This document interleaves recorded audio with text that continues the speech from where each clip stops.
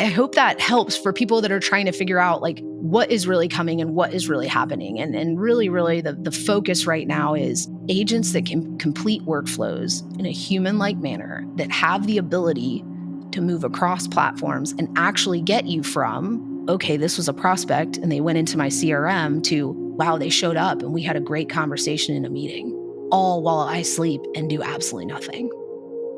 From building billion-dollar brands to pioneering the world of AI agents, meet Maddie Bell. Headquartered in Cincinnati, Ohio, Maddie is the CEO and founder of Scheduler AI, a patented, fully autonomous AI agent that instantly connects businesses with their best prospects and customers. Maddie has over a decade of experience leading organizations in designing, developing, and launching breakthrough innovations at scale. She's been responsible for billion-dollar businesses, launched award-winning advertising campaigns, earned P&G's Lifetime Achievement Award in digital innovation, and actively developed patented AI technology. While juggling her thriving career and building her family with 3 young daughters, Maddie saw an opportunity for AI to solve a universal pain point, the time-consuming and revenue-leaking task of scheduling meetings. She co-founded Scheduler AI with her husband to create an AI-powered assistant that engages clients when they're most interested, coordinates meetings in seconds, and ensures they stay on the calendar. I first met Maddie at an IBM Elevate conference where we both spoke on stage, and I was impressed with her presentation and enthusiasm. Maddie and her co-founder are both part of Cincy AI, the largest AI meetup in the region I co-host, and we're so proud to have her in our community and at the forefront of this next wave of AI that goes beyond simple chatbots to intelligent agents that can execute complex workflows across platforms. Today, you'll hear how Maddie thinks about the different waves of AI we're experiencing, from the initial ChatGPT moment to the current phase of AI integration into existing software and the upcoming rise of AI agents. You'll learn why buying technology tools will feel a lot more like hiring people in the future. We also discuss the implications and opportunities of this technology, how to evaluate AI tools, how to automate processes and grow businesses, and the importance of responsible AI development. Join the conversation to learn more about the next evolution of artificial intelligence with AI agents. Enjoy. But have you ever thought, what if this is all just a dream? Welcome to Creativity Squared. Discover how creatives are collaborating with artificial intelligence in your inbox, on YouTube, and on your preferred podcast platform. Hi, I'm Helen Todd, your host, and I'm so excited to have you join the weekly conversations I'm having with amazing pioneers in the space. The intention of these conversations is to ignite our collective imagination at the intersection of AI and creativity to envision a world where artists thrive.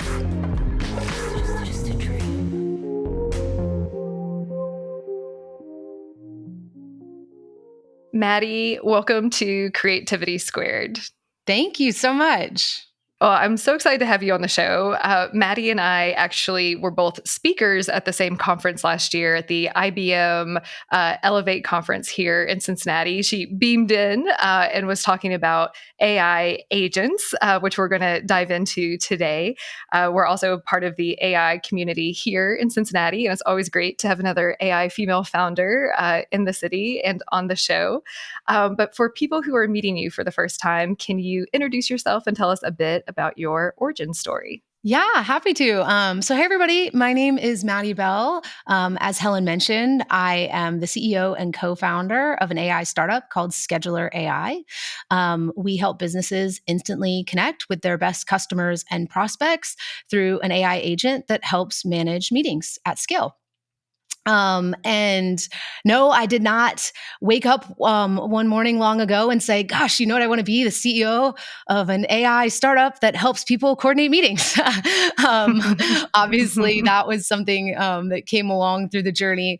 So before this, I spent over a decade actually in brand management. So I worked at P&G and helped run some of our of our $1 billion businesses there and $1 billion brands. And it was awesome. I loved it. And I actually think a lot of, what I learned there comes to life in what I do today. So it's been pretty cool.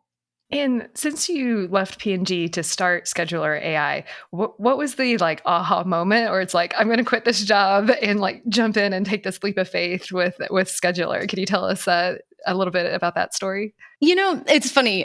Folks ask about the story a lot. I'm always happy to tell it. And it's, when you tell a story, you always pick highlights, right? And it almost sounds like those things happened like step 1, step 2, step 3, step 4, step 5. And that was it. But the reality is, the truth of the matter, right, is both my co-founder and I became entrepreneurs by accident. And the cool part about it was the reason we did, again, like I said, wasn't actually as much of a shift from what I did as a brand builder, but more of a continuation of it. So let me explain.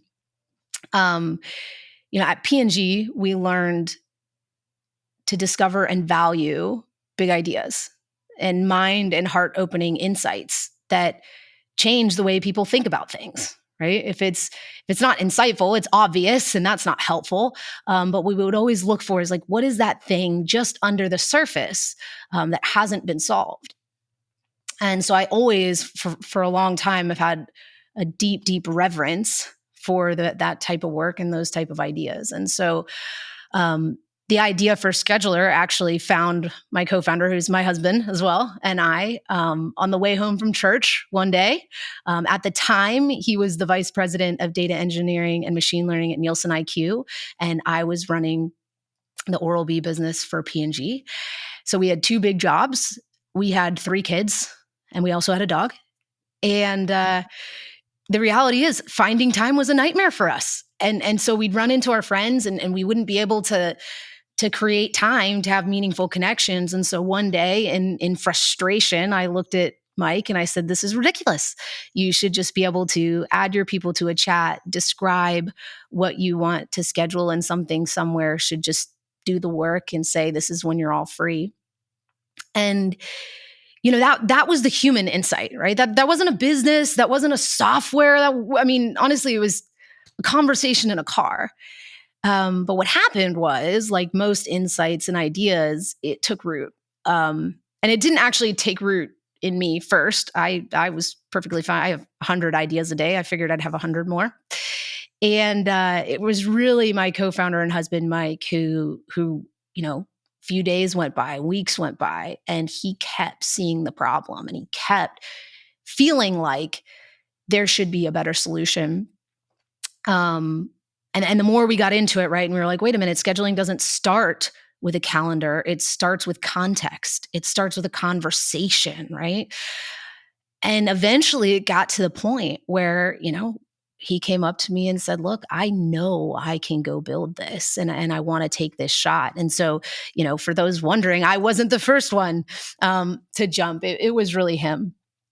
And, at that point we had an insight, we had an idea. He was able to inspire another engineer to come with him and build an MVP. And it started to really take off. And people were like, wait a minute, no, this is a new way of doing this. This could be a better way of doing this. But even in those early days, we didn't have a business, right? We had, again, an idea and an MVP. And we realized that for this to become a true business, we would need to bring the commercial side to life. Someone would need to come and bring this to market. And obviously that's where my skills were.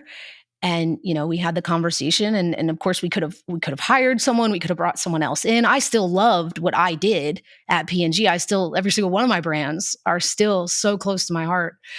But when it came down to it, even though, we talked about certain elements of the risk, and we knew kind of what that meant, it really came down to the fact that this was the one path that if I hadn't walked with him, I would have looked back and said, yeah, but what could have happened?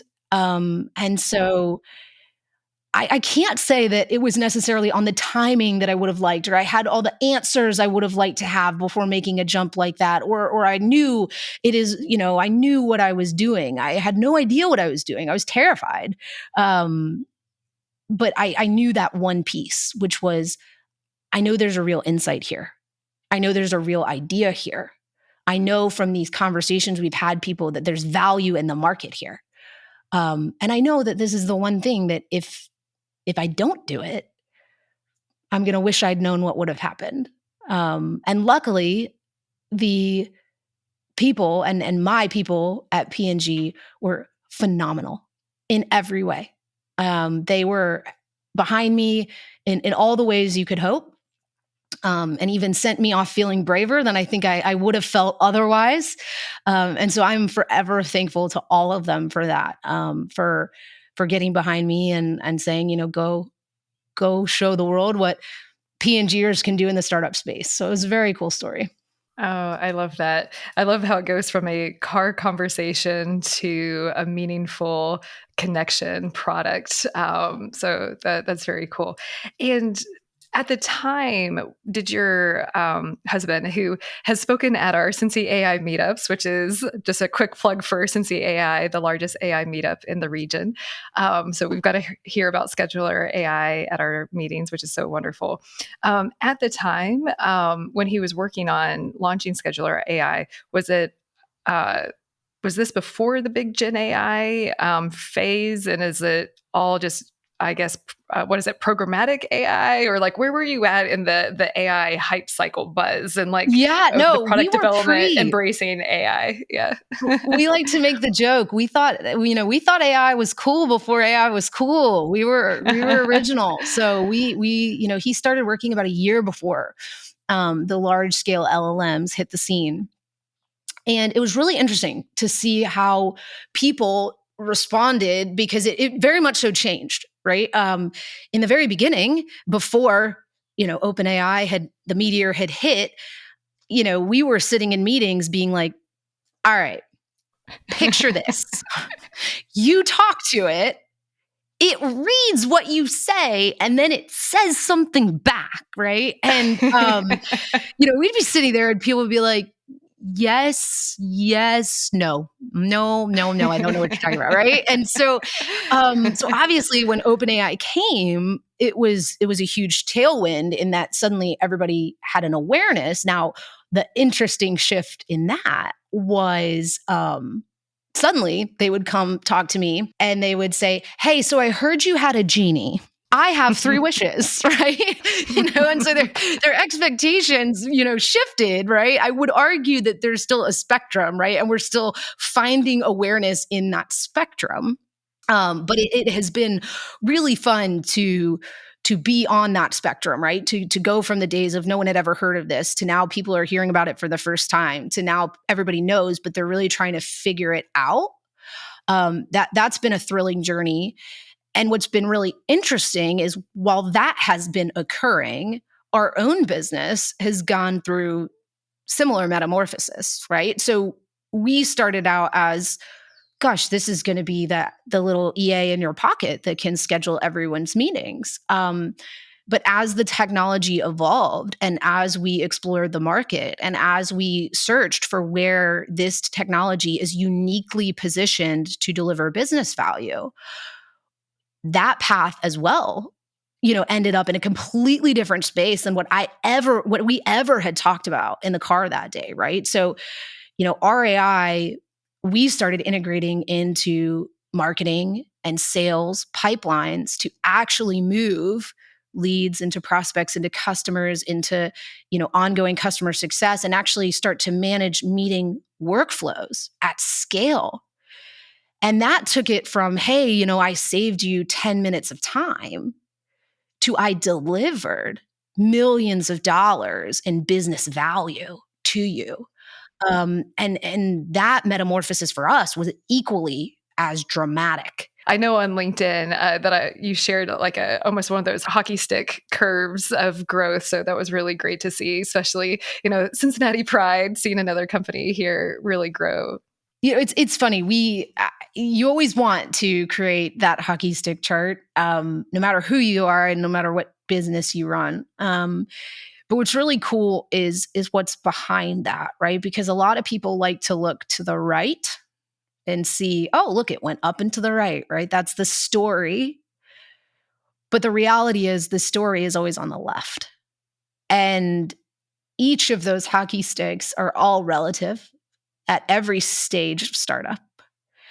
And they all have the left and they all have the right. And so it's definitely been a journey where we've had to see, like, gosh, are we going to really understand the consumer enough? Are we going to really get what we need out of the tech? Are we, in all those days of almost watching water boil, it is what creates the up and to the right, but it's not as linear of a journey as again, the stories make it sound. There's a great little chart that circles around the internet of like the expectation of like point A to point B, a straight line on the entrepreneurial journey. But like the actual, the reality is like it's this like messy, like spin ball of disaster in the inside from point A to point B. So I definitely can relate to that regard. Well, I want to really dive into AI agents. But before we do that, you've kind of talked a little bit about scheduler AI, but I want to give you the opportunity to do your elevator pitch to let people know how it works and stuff.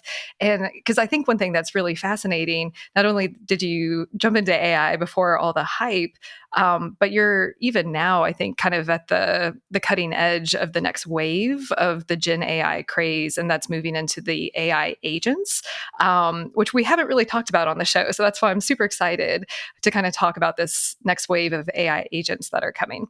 But let's start with scheduler AI as what your agent does for people. Yeah, no worries. And I like to cater the conversation to those listening, right? If you need certain products, you know how to go look those up and get them. So instead, I'll talk about it through the lens of the nice thing about the use case that we have is if you breathe oxygen and connect with people, you probably have a scheduling problem. So sometimes it's nice to talk about these technologies in a use case or a circumstance that a lot of people understand, just because it almost acts like something that can help you walk through how to think about AI and what it is and how it can perform. And so the way I would start to explain it, and I'll actually start to talk about it's probably I'll talk about my company, but I'll talk about it through the lens of when Helen says AI agents, like what are we talking about? So perhaps if you don't mind, I'd actually start at the beginning of that. And then I promise I'll use our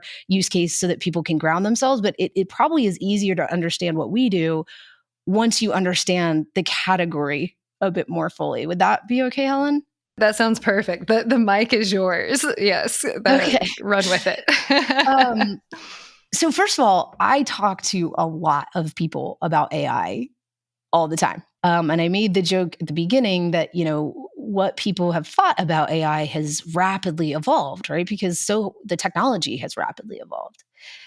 And what we see when we talk to people is a wide variety of emotions behind this. Some people think it's great. They get really excited. They think it's like a magic genie. They think it's magic, right? Some people think it's extremely helpful, right? Like it's a little helper robot that does all your stuff for you. And some people are like, this is not a good thing, right? Like we are giving way too much autonomy to bips and bops and boops, and we should not be involved in this, right? Like they're getting those vibes of those robot movies that you've probably seen. And I think, part of that just comes with it is very new. And we are all kind of, lots of things are moving and evolving as we go.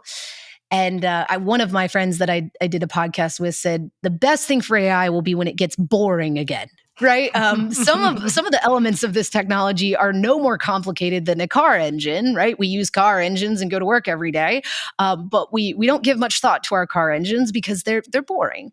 So who knows? I don't know. I can't pretend to say what I know about whether it's boring or not, complex or not, but the way I like to start to kind of walk people through an understanding of AI, where we are and where we're going, is in 3 phases. So the first phase that we've seen with AI is the one that we all experienced, right, together. And that was the meteor hits the Earth, and we've got OpenAI releases GPT. There was a lot of AI before that, to be clear, right? There was AI in factories, there was AI, but this was the real event that made everybody have access to a true artificial intelligence experience. And that experience was me and this chatbot. So think about it as like, I have this cool chatbot. It's helping me write poems about, I always say poems about flamingos and iambic pentameter. And that was the first wave. That was before now. The second wave that we've seen is we've taken that experience, that me and my chatbot experience, and all of these technology platforms have integrated it into their software. So we call the current phase that we're in the integrated AI phase. You will have noticed this if you get on LinkedIn and see, write this post with AI, or you get in Google and it says, I'll do this for you in AI, or Facebook, so you see all of this generative AI popping up within platforms that you largely already use. So when people say, well, what is the next phase? What they're typically asking about, and what most people are now saying, is the next phase will be agentive AI. So again, remember, some people are going straight to Terminator. They're like, there's going to be a robot at my Christmas party. I don't know that that's the case, right? So let me explain. Well, humanoid robots are on the rise. So they are on the rise. They are on the rise. We might get the robot sooner than we expect. We very much so could. I don't know, right? Like you're going to get to choose if it's at your Christmas party. Let's put it that way. But truly, the one that is happening as the next phase now is agentive AI, which is this idea that no longer is it contained to just me and my chatbot. No longer is it my chatbot implemented into my tools, but now it is an AI that is able to transcend those tools and move across workflows to achieve very specific objectives. And so rather than it being a co-pilot, right, you and me going to achieve something and you're making me more productive, you will see and continue to see the rise of autopilots, right? Specific agents trained to execute workflows across platforms on behalf of humans by taking their coaching and criteria to go get that stuff done. And so we talk about, right, like, very, very soon, buying technology will feel a lot less like, picking up a piece of software, and a lot more like hiring, an entry-level person to do some of these workflows, and to do them consistently, and to do them fast, and to do them 24/7. And so when I say all that, it really allows me to then explain what we do. So when you think about scheduling, you are immediately talking about lots of platforms, right? Because scheduling doesn't start with a calendar. It starts with context. It starts with communication. So people are having conversations across messaging platforms. They're booking things across different calendars. They are needing to move people from point A to point B, right? So what our AI does is it integrates directly into business systems that people use. So if you're in a B2B company, you use a CRM. If you're in a recruiting company, you use an applicant tracking system. So it integrates and it takes triggers from those systems that say, okay, yep, this person needs to get into a meeting.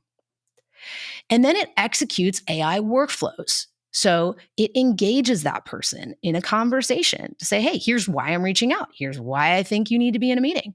It might ask them some questions like, hey, to make sure this is a good fit, do you live in Ohio? Do you have this many people in your company? What got you interested in us? I noticed you were interested. What was that interest? So it engages them. It qualifies them. Based on what they say, it routes them to different people inside the organization. Like, who does this person need to actually go to? Then it books them, right? By picking curated time proposals and having a conversation about when they're free. Then it reminds them. Then it rebooks them if they need something to change. It captures the meeting notes. It makes sure that the follow-ups happen, right? So all of a sudden, you go really far beyond scheduling, and yet you don't. Because all of that is what humans do to schedule. And that to me has been one of the most interesting aspects of building a product like this, because when we went into it, we had the traditional view of scheduling in the back of our minds. I say, are you free on Tuesday? You say yes or no, and then we eventually get to a time. Or you fill out a link and then you pick, right? Those were the ways we did it. But what we weren't very aware of was all of the decisions that were happening in our brains and in our actions to create a human-like scheduling experience. We were having a conversation. We knew the intent of our meeting. We knew, like, there were all these details that were happening in our autopilots. And so the reason these AI agents are most likely going to be very customized and very focused is because the people building them are working to bring in those nuances into those experiences, because creating human-like workflows is a lot harder than people think. Because most of the workflows they do every day, they're doing on autopilot. And so those of us building are having to kind of figure out, okay, what is the true and authentic autopilot here? So that is why when people are super concerned that, we're all going to be replaced by robots, I'm like, guys, we are still human. We are still irrational. We are, like, bottling that up is hard enough. And then we're still crazy. So I'm less concerned about those things just because of how hard it has been. But yeah, I hope that helps for people that are trying to figure out, like, what is really coming and what is really happening. And really, really the focus right now is agents that can complete workflows in a human-like manner, that have the ability to move across platforms and actually get you from, okay, this was a prospect and they went into my CRM, to, wow, they showed up and we had a great conversation in a meeting, all while I sleep and do absolutely nothing. It definitely sounds like a magic genie to me, and maybe our listeners, because anyone, whether you're a creator or an artist or one of the builders who listens to the show, we all have calendar issues, no matter what. So this is definitely, hopefully, exciting. So what are the implications? Because I think one of in terms of AI first devices that have come out, we've seen like the Rabbit, and that seems to have some of the agent capabilities. But what are some of the implications? And if you could speak to like the good and the bad, I'd love to kind of explore both sides of the coin as we're entering this next wave of AI agents. Yeah, I mean, I think anyone who is building AI, using AI, anything, I mean, responsible AI always needs to be part of the discussion. And honestly, I don't know that that's a change, right? Because when we think about technology, when we think about innovation, it always comes with responsibility. And it always has, because these tools can be used for tremendous good, right? You think about, I remember I was fortunate enough to be, I worked and was, traveled out to the Googleplex in the very, very early years. And I remember hearing their leadership talk about freeing the world's information, to people all over the world that had never had access to that, right? Like that, the amount of good that can do is, I mean, you can't quantify it. And when I see the fact that these AI tools allow small businesses to act like big businesses, they allow people like women and minorities who would never describe themselves as technical because they don't write Python. But those women and minorities might be more relational. They might know how to prompt better, and they might actually deliver better technical outcomes through their experiences than someone who has been technical, right? Who we would define as technical. And so I think the access that AI can provide to people, to businesses, is is that on that same level of some of those innovations we saw years ago, right? When Google was trying to unleash the world's information, across the globe. That said, since that same moment in time, you can also point at great evils done by technology, right? By technology in the hands of people that want to misuse it and abuse it. I guess when it comes to the AI agents, I did not read the article. This is more headlines as full disclaimer. That one of the potential implications, which I really don't have a strong opinion about it yet, but I'd love to get yours, is that these AI agents to potentially complete a task might mean hiring humans. Like the gig worker economy might have the AI agents potentially hiring people to execute some of the tasks. And I'm really not sure if I feel how to think about that. So I'm curious, your thoughts, since you're more in the AI agent world than I am.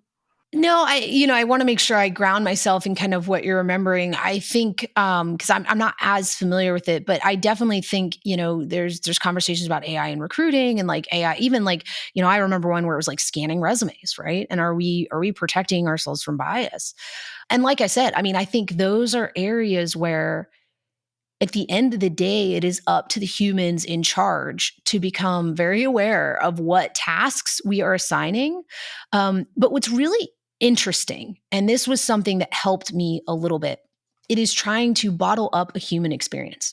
So oftentimes, when we go to build, the first question we will always ask, what would the humans do? What would the humans think are right? And what's really interesting, right, because all of these are still rules and requirements and prompts and guidances, is again, it's a little bit different than if then code, where it's I literally get to say, if then, right? It's very, that was true code. It is now more like training someone to be an employee, which when you think about, oh my gosh, AI could have bias. If we're being honest, humans do too. Right? If we're being honest, AI can make mistakes. Humans can and do too. And so you say, well, okay, so then it's absolved of everything? Absolutely not. You should fire AI just as quickly as you should fire the humans that do the wrong things. And you need to have, exactly, we have governance in place for our own humans. If you do these things, you are fired. And so, but the difference is we've had a lot of time as companies and organizations and leaders to determine what are the rules for our humans. We need to invest that same time in developing what are the rules for our AI agents. And so that's where, you 100% need to think about, for example, if you had a highly secure data set, would you allow your new hire to go in, read it all, and talk to anybody about it? Even if they were a human? Of course you would not, right? No, you should not do that. That was a terrible idea.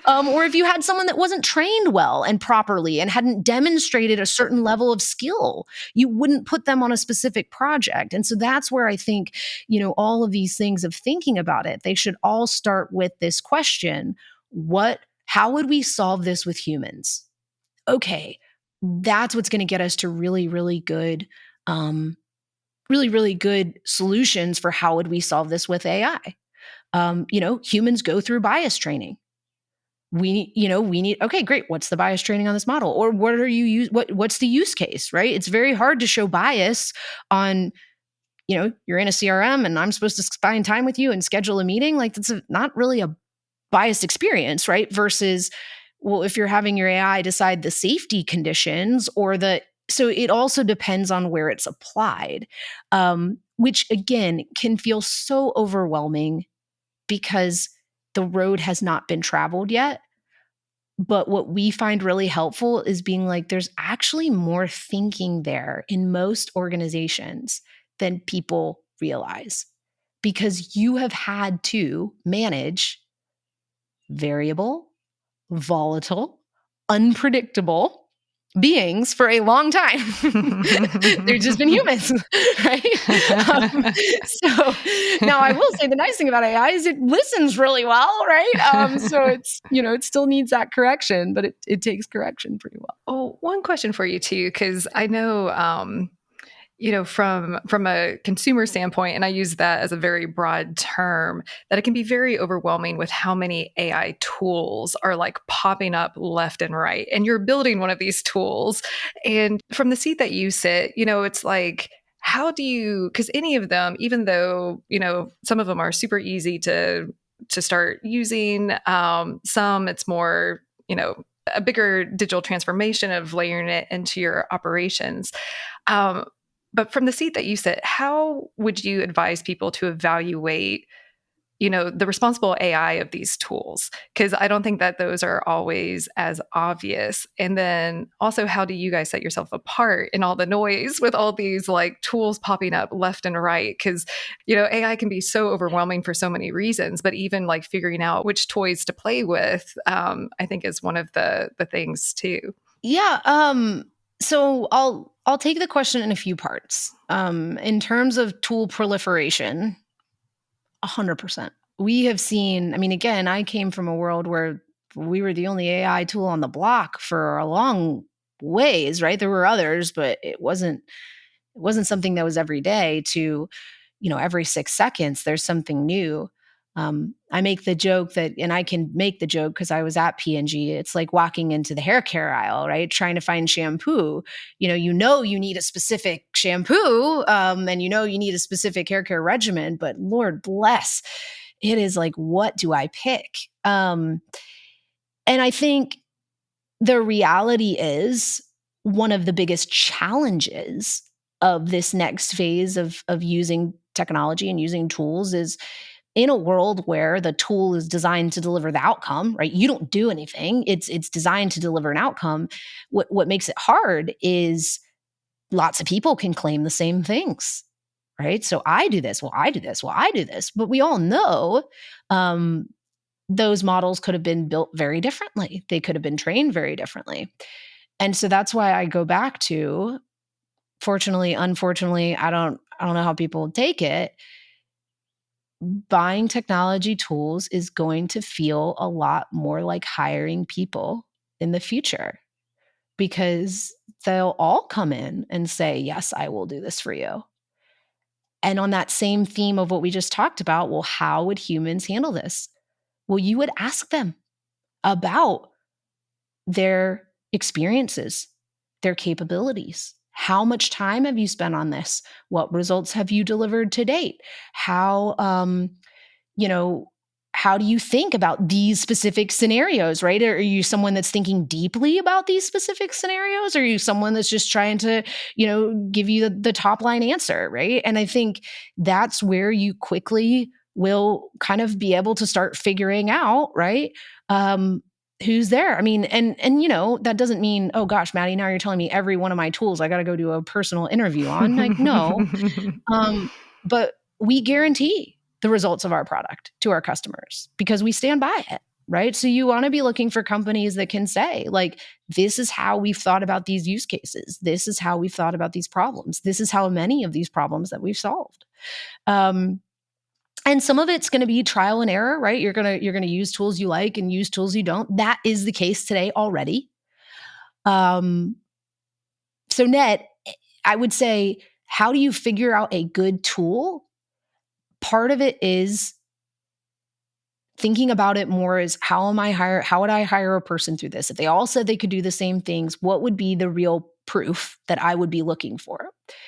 Or the conditions in which I could generate proof, right? So, they're going to guarantee their product or they're going to give me a trial.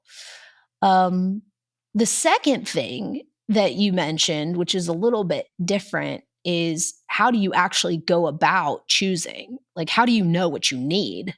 And to me, that one is like, if I go up to a business leader or a person and they're like, hey, I know I should use AI.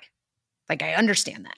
I get these questions all the time. People are coming to me for AI consulting, and this is like the starting place where I think a lot of people are right now. Yeah, they're like, I know I should use this. Like, I got it. Like, but where do I start? And what I always tell them is the technology and the expectations of what it can do have changed. But the fundamentals of how you win in marketing or sales or customer success or design, those haven't changed because people haven't changed.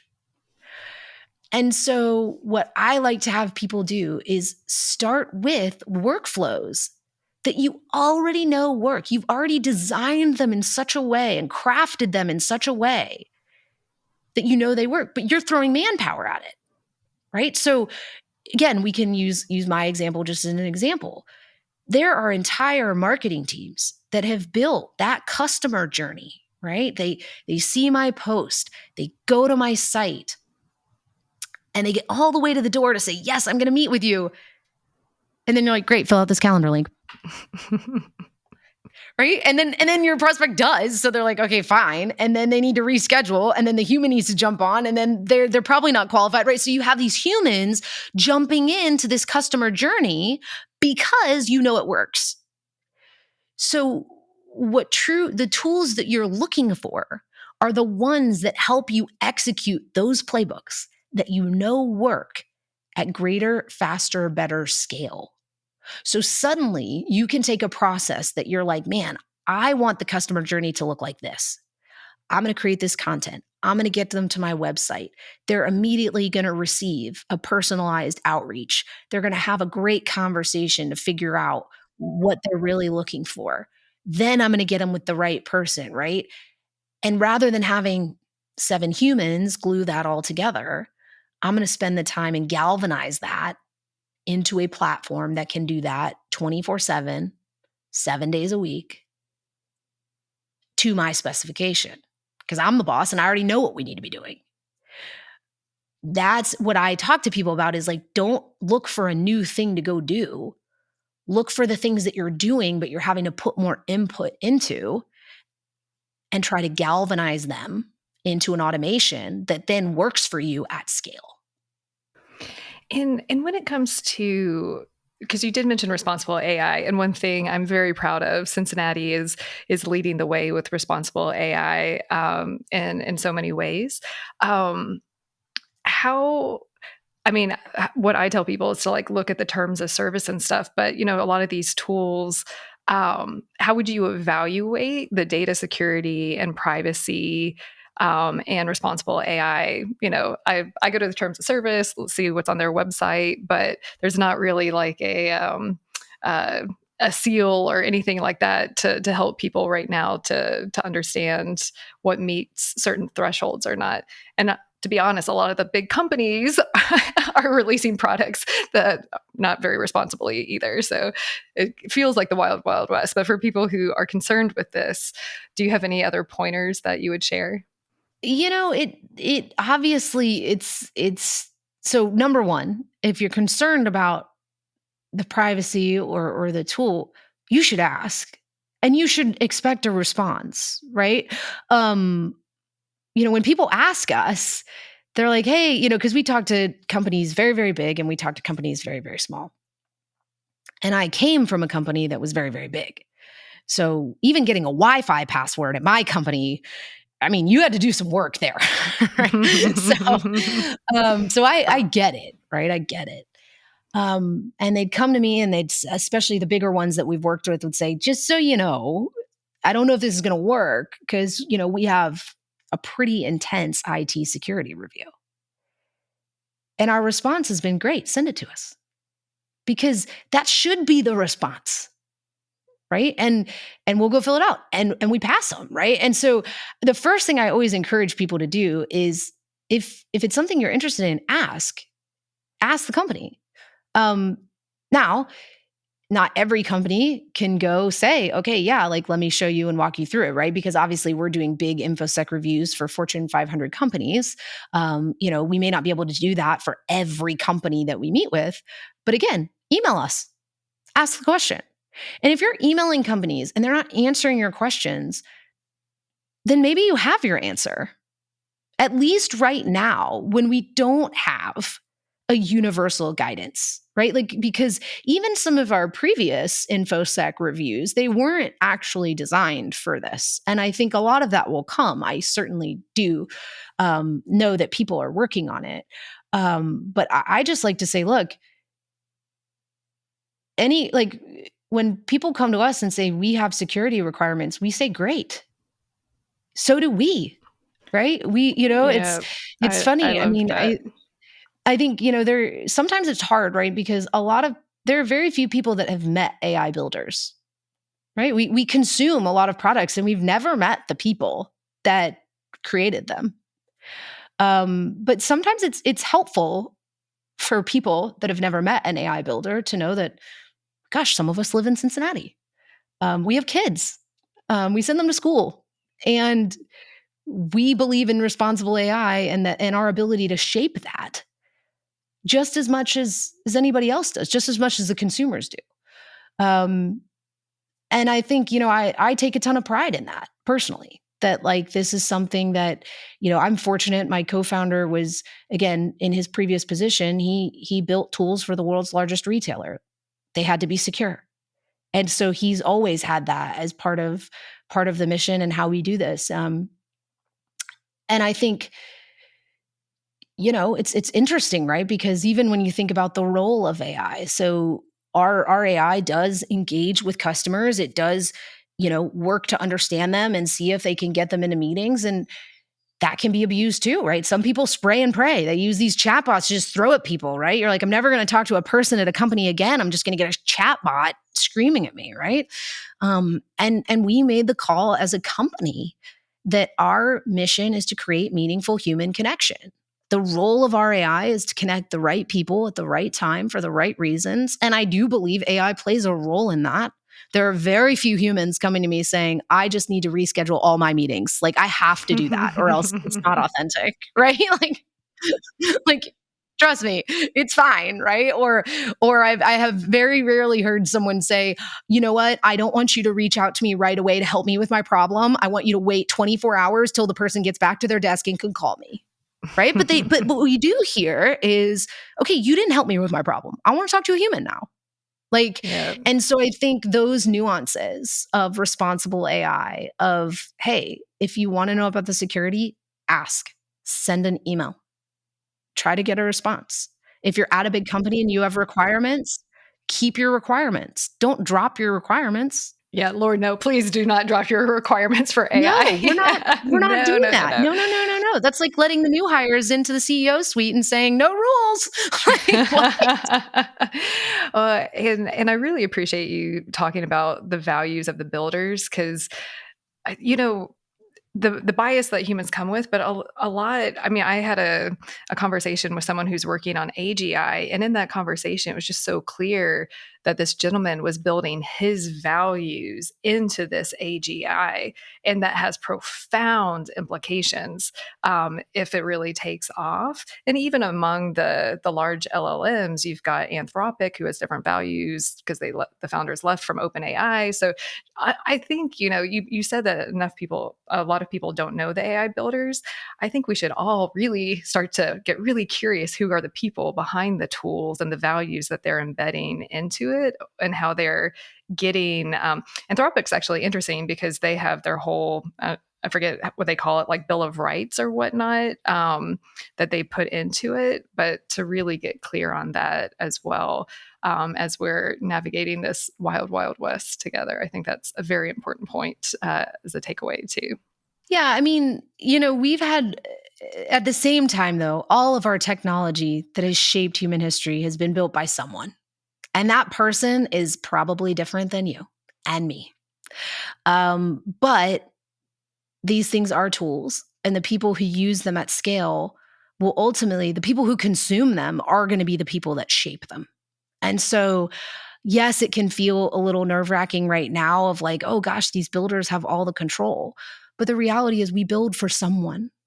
And it's the people who consume, and it's the people who ask, and it's the people who are curious. I can say that the path that my technology has taken is not one I could have ever imagined. And it was a path shaped by people, by customers that they didn't know how to build AI. They didn't even care about AI. They just wanted to go solve their business problems, right? And so I do love to remind people that, like, hey guys, you are the consumers. It's okay to consume. It's okay to give your opinion. It's it's wanted, it's desired. And,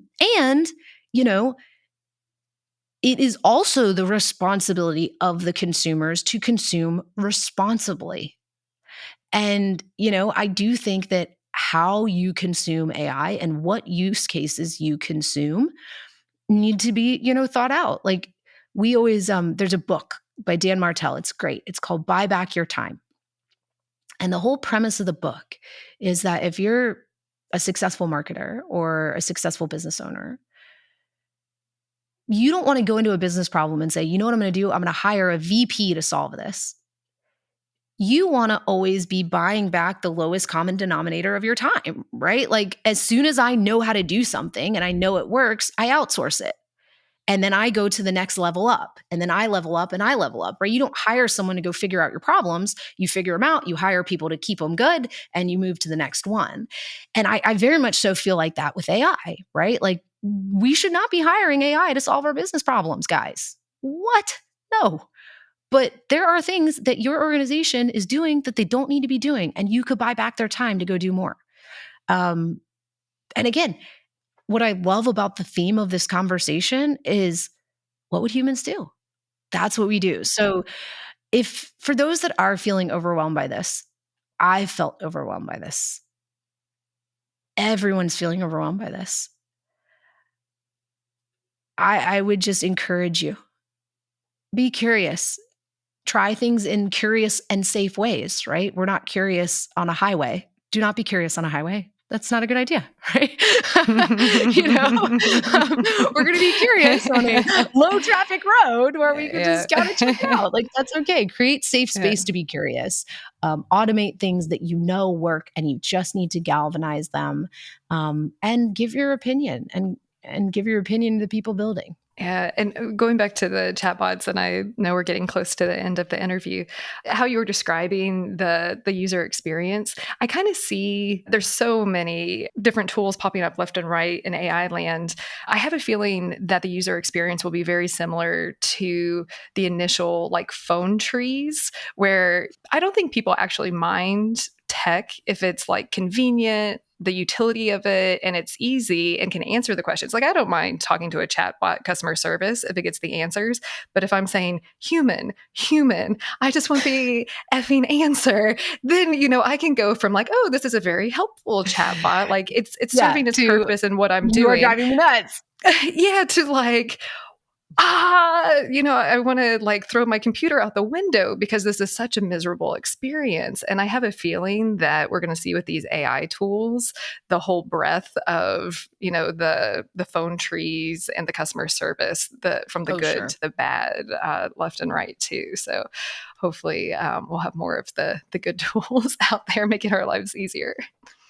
It's funny. I did a post on this, and the other thing that I would encourage folks with is I did a post about builders should always build AI for their customer's customer. Because if you're building AI to serve, right, and it's in any sort of capacity where there's a third person involved, right, if it's customer success or sales, you might be able to make it a month by getting the result and giving the customer's customer an unpleasant experience. But I highly doubt you'll make it 2. And I know you won't make it 3. Because at the end of the day, it goes back to the human piece, right? Which is if I'm buying a piece of technology to serve my customer with, and my customer hates it or doesn't respond to it or leaves my business because of it, do we really think that technology is going to last? And so we are actively seeing that right now. Like we are seeing that all of these, again, these AI RAG chatbots, they surfaced, they got on every website, but then, they're going, the customer's like, that's not even the question I asked. I don't even want to know that. Please stop, right? So what's going to happen, right, is I do believe in market maturation, in that we also have to remember that the supply and demand curve goes both ways.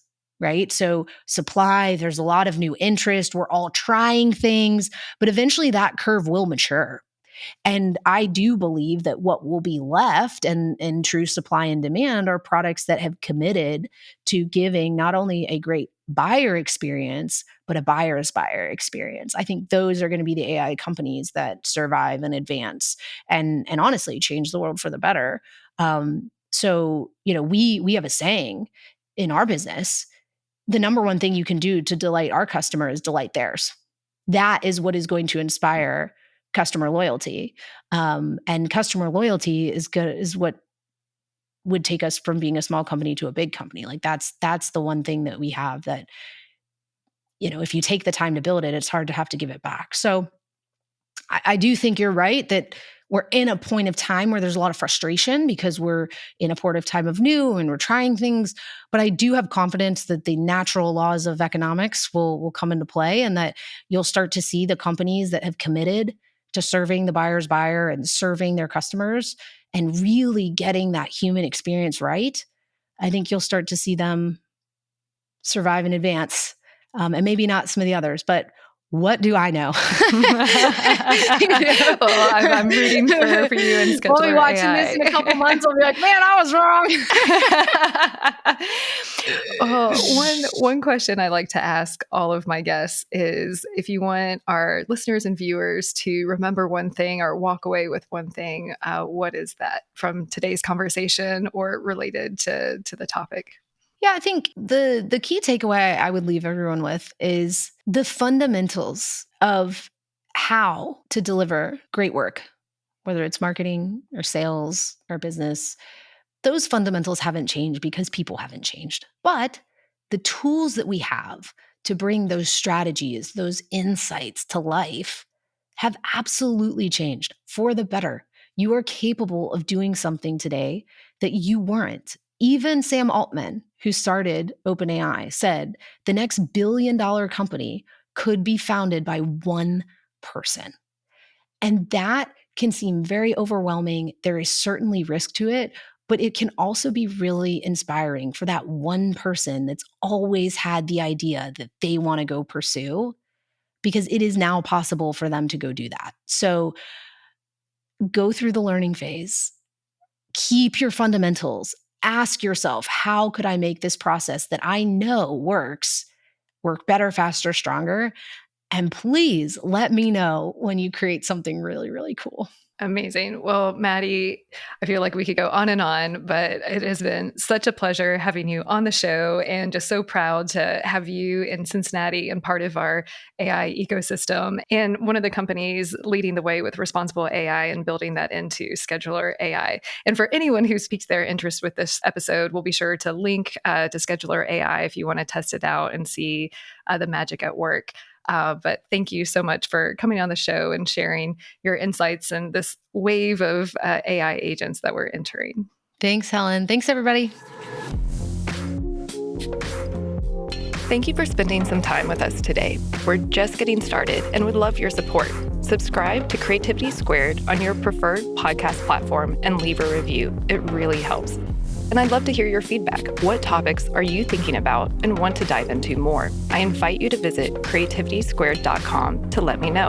And while you're there, be sure to sign up for our free weekly newsletter so you can easily stay on top of all the latest news at the intersection of AI and creativity. Because it's so important to support artists, 10% of all revenue Creativity Squared generates will go to ArtsWave, a nationally recognized nonprofit that supports over 100 arts organizations. Become a premium newsletter subscriber or leave a tip on the website to support this project and ArtsWave. And premium newsletter subscribers will receive NFTs of episode cover art and more extras to say thank you for helping bring my dream to life. And a big, big thank you to everyone who's offered their time, energy, and encouragement and support so far. I really appreciate it from the bottom of my heart. This show is produced and made possible by the team at Play Audio Agency. Until next week, keep creating.